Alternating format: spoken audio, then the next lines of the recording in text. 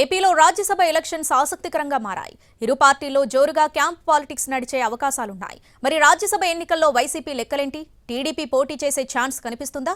ఇరు పార్టీల అసంతృప్తుల ఓటు ఎవరికి? ఎంతమంది ఎవరెవరికి టచ్లో ఉన్నారు?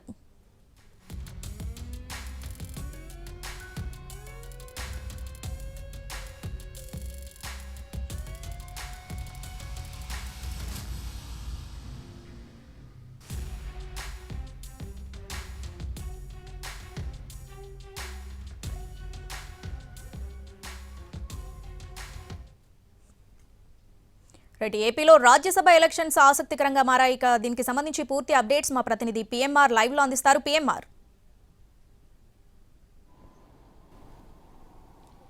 శ్రావణి, ఏపీలో రాజ్యసభ ఎన్నికలకు సంబంధించిన షెడ్యూల్ విడుదలైన తర్వాత రాజకీయ పార్టీలు, ప్రధానమైన పార్టీలు ఏదైతే ఉందో వైసీపీ కావచ్చు, టీడీపీ కావచ్చు, వ్యూహ ప్రతివ్యూహాలను సిద్ధం చేసుకోవడంతో పాటుగా క్యాంపు రాజకీయాలకు తెరతీసే అవకాశం ఉన్నట్లుగా చాలా స్పష్టంగా జరుగుతున్న పరిణామాలను బట్టి అర్థమవుతుంది. ఎందుకంటే ఖచ్చితంగా వచ్చే రాజ్యసభ ఎన్నికలు అంటే వచ్చే నెల 27వ తేదీన రాజ్యసభ ఎన్నికలకు సంబంధించిన పోలింగ్ జరగనున్న నేపథ్యంలో గతంలో ఎమ్మెల్సీ ఎన్నికల్లో, ఎమ్మెల్యే కోట ఎమ్మెల్సీ ఎన్నికల్లో అభ్యర్థిని నిలబెట్టడం ద్వారా వైసీపీకి టీడీపీ అధినాయకత్వం ఏ విధంగా ఒక సీటుని చేజిక్కించుకుని జలకిచ్చిన పరిస్థితి వైసీపీకి ఉందో, ఇప్పుడు రాజ్యసభ ఎన్నికల్లో కూడా ఖచ్చితంగా పోటీకి నిలబెట్టే దిశగానే టీడీపీ హైకమాండ్ ఆలోచన చేస్తున్నట్టుగా తెలుస్తుంది. ఇప్పటికే కొంతమంది మాజీ రాజ్యసభ సభ్యులు ఎవరైతే ఉన్నారో వాళ్ళు టీడీపీ అధినాయకత్వానికి టచ్లోకి వెళ్లడమే కాకుండా ఇంకొంతమంది వైసీపీకి సంబంధించిన అసంతృప్తులు ఎవరైతే ఉన్నారో వాళ్ళతో కూడా టచ్లోకి వెళ్తూ ఉన్న పరిస్థితులు కనిపిస్తున్న నేపథ్యంలో కొంత క్యాంపు రాజకీయాలు చేయక తప్పని పరిస్థితి రెండు పార్టీల్లోనూ కనిపిస్తున్నట్లుగా మనకి జరుగుతున్న పరిణామాలను బట్టి మనకి అర్థమవుతోంది. శ్రావణి, ప్రధానంగా చూసుకుంటూ ఉంటే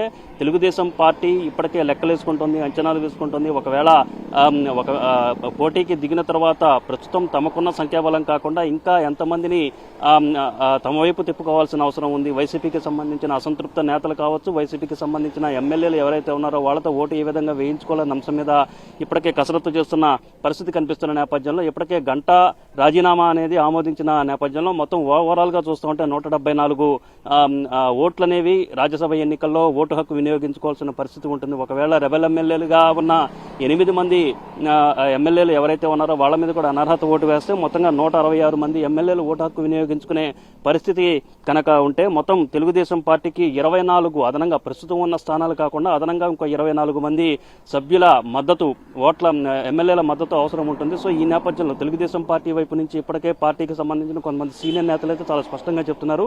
వైసీపీలోని అసంతృప్త ఎమ్మెల్యేలు ఎవరైతే ఉన్నారో, టికెట్ రాని వాళ్ళు కావచ్చు, స్థాన చలనాలు జరిగిన చోట్ల ఎక్కడైతే అసంతృప్తి వ్యక్తం చేస్తున్న ఎమ్మెల్యేలు ఎవరైతే ఉన్నారో వాళ్ళలో దగ్గర 50 మంది వైసీపీ అసంతృప్త ఎమ్మెల్యేలు తమతో టచ్లో ఉన్నారు. ఒకవేళ తెలుగుదేశం పార్టీ కనుక పోటీకి నిలబడితే ఖచ్చితంగా తెలుగుదేశం పార్టీకి అనుకూలంగా, వైసీపీకి వ్యతిరేకంగా ఓటు వేసేందుకు సిద్ధంగా ఉన్నారని టీడీపీ వైపు నుంచి కనిపిస్తున్న నేపథ్యంలో, ఈ రకమైన వార్తలు వస్తున్న నేపథ్యంలో ఖచ్చితంగా క్యాంపు రాజకీయాల సందడి అనేది చాలా ఎక్కువగా నెలకొనే అవకాశాలు చాలా స్పష్టంగా కనిపిస్తున్నాయి. ఈ సందర్భంగానే భారీ ఎత్తున నగదు, అలాగే భారీ ఎత్తున లావాదేవీలు కూడా చేర్పులు చేతులు మారే అవకాశం ఉన్నట్లుగా మనం అంచనా వేయచ్చు. గతంలో చూసుకుంటా ఉంటే ఈ క్రాస్ ఓటింగ్ అనేది ఎక్కడైతే జరిగిందో ఆ సందర్భాల్లో పెద్ద ఎత్తున నగదు అనేది మార్పిడి జరిగిన పరిస్థితి కనిపిస్తున్న నేపథ్యంలో ఈ రాజ్యసభ ఎన్నికల కేంద్రంగా పెద్ద ఎత్తున హార్స్ ట్రేడింగ్ జరుగుతాయి అన్న అంచనాలు కూడా వ్యక్తమవుతున్న పరిస్థితి కనిపిస్తుంది.